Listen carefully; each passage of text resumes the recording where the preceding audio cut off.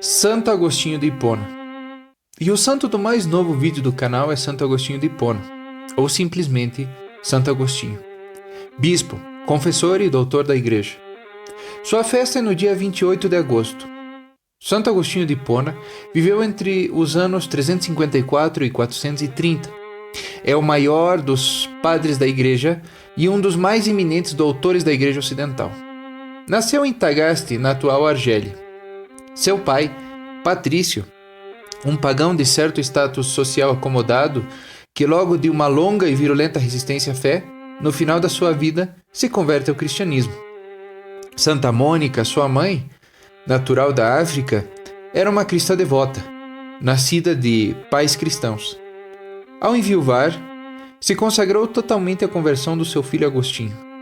O primeiro que ensinou ao seu filho foi orar, mas logo de ver-lhe gozar daquelas santas lições, sofreu ao ver como ia apartando-se da verdade, até que seu espírito se infectou com os erros dos maniqueus, e seu coração com os costumes da dissoluta Roma.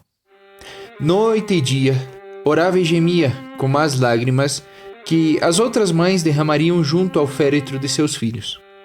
Escreveria depois Agostinho em suas admiráveis confissões. Porém, Deus não podia consentir que se perdesse para sempre um filho de tantas lágrimas.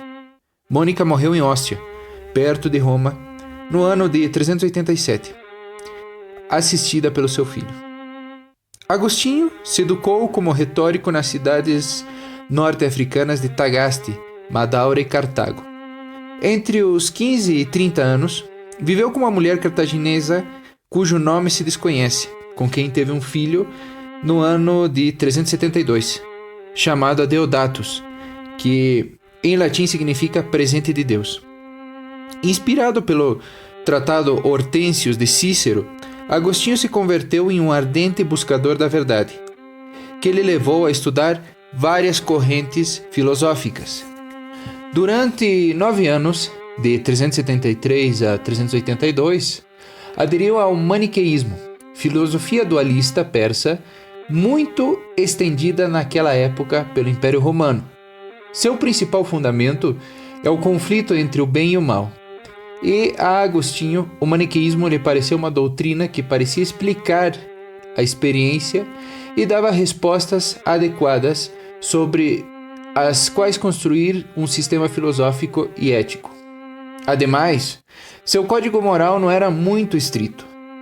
Agostinho relembraria posteriormente em suas confissões: concede-me castidade e continência, mas não neste momento. Desilusionado pela impossibilidade de reconciliar certos princípios maniqueístas contraditórios, Agostinho abandona a doutrina e decide pelo ceticismo.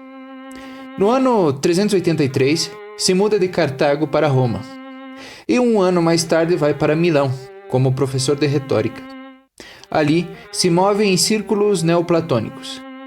Também conhece ao bispo da cidade, o grande Ambrósio, a figura eclesial de maior renome pela sua santidade e conhecimento naquele tempo. Ambrósio lhe recebeu com bondade e lhe ilustrou nas ciências divinas. E assim, pouco a pouco, renasce em Agostinho um novo interesse pelo cristianismo. Sua mente, tão prodigiosa, inquieta e curiosa, vai descobrindo a verdade que até ali não havia descoberto. No entanto, vacilava no seu compromisso por conta de debilidades da carne.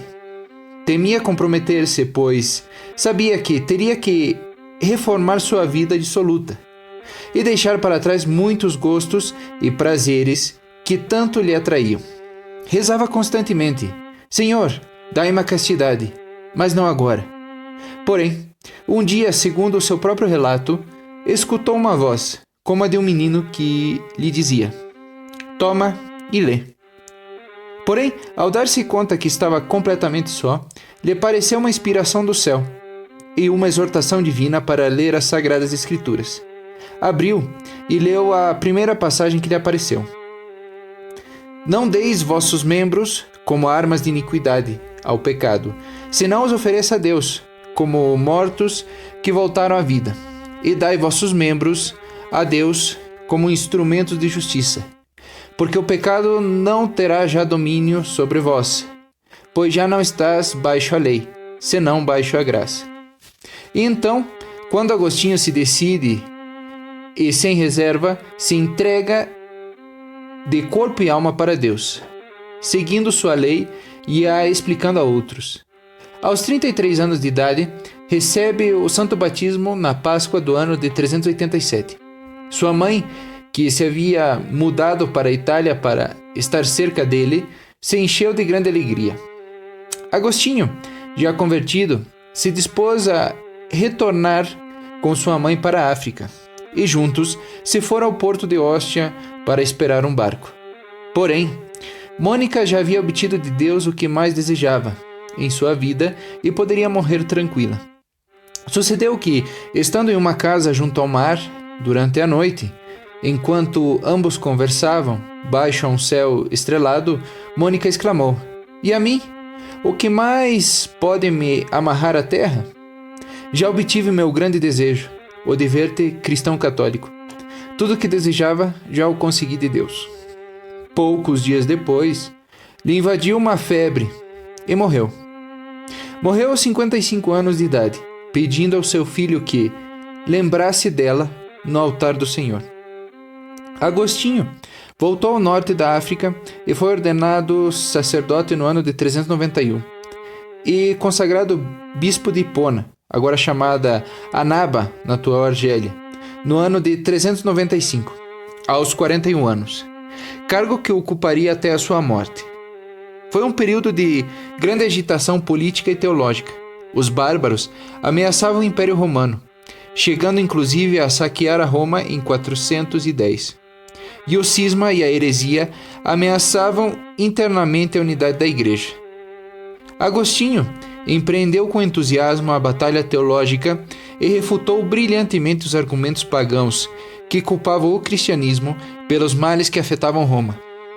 Combateu a heresia maniqueísta e participou em 2 grandes conflitos religiosos. Um contra os donatistas, seita que defendia que eram inválidos os sacramentos administrados por eclesiásticos em pecado.